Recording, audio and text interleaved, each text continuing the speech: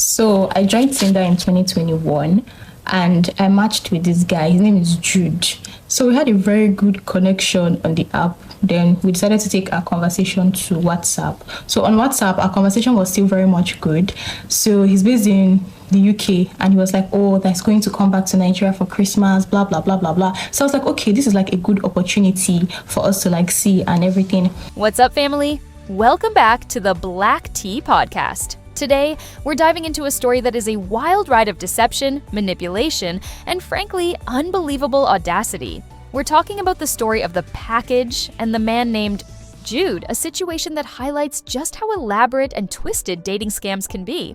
This story is not just about one woman's experience. It's a cautionary tale for all of us who are navigating the dating world. So this sister matched with a guy named Jude on a dating app. Their connection was good on the app, then transitioned to WhatsApp, where the conversations continued to be good.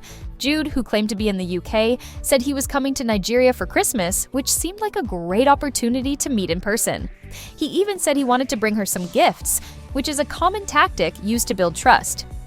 So he told me that he wanted to get me like some things when he was coming. So I was like, okay, maybe like a bag and a dress. So he said, okay, no problem. That night we had a conversation and it's like he has already shipped the items he got me to Nigeria. And I'm like, oh, okay, cool. So the next morning he sent me a link to track the package.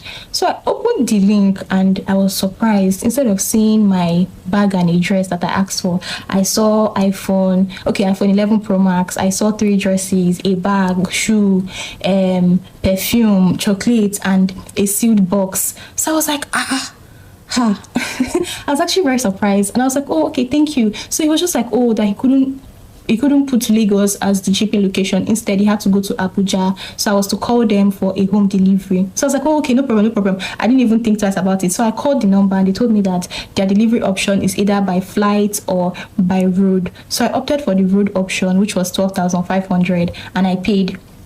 So along the line, they called me back again and they were like, oh, that they're trying to scan the goods or they're trying to scan the package or whatever, that the machine is beeping, like it's not accepting the sealed box or what is inside the box. So I called the guy back and I explained what they told me, that it's not accepting the box, what's in the box. So he told me that, oh, that he kept £200 for me in the box. It was for my expenses and whatever, but also he kept drugs in the box. So this is where the story starts getting complicated. So in my head, I'm like, what is drugs doing in my package? So he was just like, oh, that I can't remember the story. This was like 2021 or whatever. The guy was like, I should just try to sort it out. And me, I didn't even think twice about it because he had already told me that there was money in the box. So I was like, okay, I can always reimburse myself back, whatever. So I called them back and they were telling me that, oh, that it can't go through unless I settle them, that I have to pay like 30-something thousand. I think it was like 35k. And I didn't even think twice about it. I sent the money because I was stupid.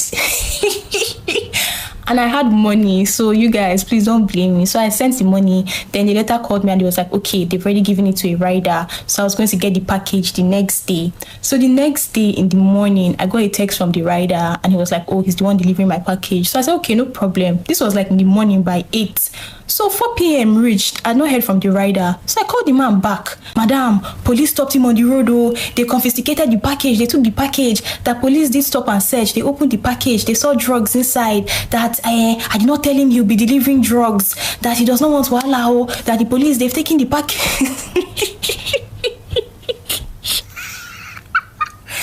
This is when my senses started to come together because it was not even making sense. If police is stopping you on the road, I didn't know supposed to ask for your car documents. Why are they opening my package?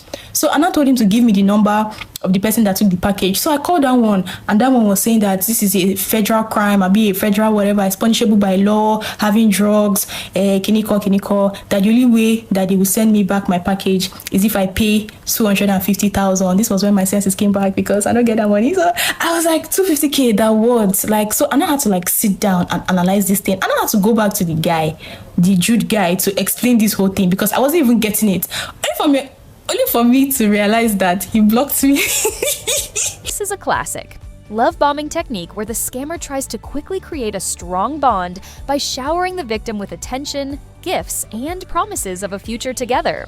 The sister asked for a bag and a dress, but then he claimed to have shipped her a package with a lot more items, including an iPhone, multiple dresses, perfume, chocolate, and a sealed box. Here's where things get really weird. He sends her a tracking link, But the package was going to Abuja, not Lagos, which is where she lives. She had to call them for a home delivery, and this is where the first red flag that something is not right appears. They told her the delivery would cost 12,500 naira, which she paid. Then she gets another call saying that they are having problems scanning a sealed box within the package. This is a common tactic used in scams, creating an urgent and unexpected problem, often involving money, to pressure the victim into acting without thinking it through. Now, Jude tells her that he put $200 in the box for her expenses, and that there were also drugs in the box. This should have been the moment her senses started to tingle. Why would there be drugs in a package? She didn't think too much about it though, because she thought the money in the package was real.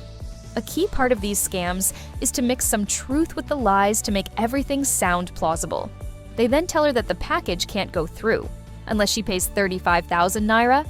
This sister, bless her heart, admits she was stupid and sent the money. This highlights how these scammers know how to play on people's emotions and desire for connection and excitement. It's not about being stupid. It's about being manipulated. After she paid the 35,000, the delivery company called her saying the package was with a rider and was supposed to arrive the next day. But then she gets another call. The police stopped the rider, confiscated the package, and found the drugs. They claim she committed a federal crime by having drugs, and she has to pay 250,000 naira to get the package back. This is a classic bait and switch tactic. They lure you in with something exciting or valuable, then hit you with a never-ending series of expenses. This is when her senses finally came back, and it became clear the story made no sense. Why would the police be opening her package without asking for her documents? And why would they only release the package for a fee? This is a tactic where they start piling on increasingly ridiculous and illogical details in hopes that by this point you have become too invested to leave, or you are too emotionally exhausted to analyze the situation logically. The sister then tries to contact Jude only to realize he has blocked her. He was not even in the UK, but rather in Nigeria. The whole thing was a lie from start to finish. The audacity of these scammers is truly mind-blowing. This situation is a stark reminder to be extremely careful when meeting people online. If someone asks for money, especially under the guise of an emergency or a complicated situation, it's a huge red flag. Be wary of big talkers who make grand promises of money or a future together. It's important to listen to that gut feeling that something doesn't add up, and it's crucial to do some research and seek advice from people you trust when you have doubts. Never allow the excitement of a new connection to override your common sense. As Christians, we must also pray for discernment, and we must be wise as serpents and harmless as doves. Matthew 10:16. Thank you for joining me today, family. Remember that these scams can happen to anyone. Don't ever feel ashamed if you've experienced something similar. We have to learn from each other's experiences and continue to be vigilant. Share your thoughts in the comment section, subscribe, and share this video. Until next time, stay safe, stay blessed, and shine your eye.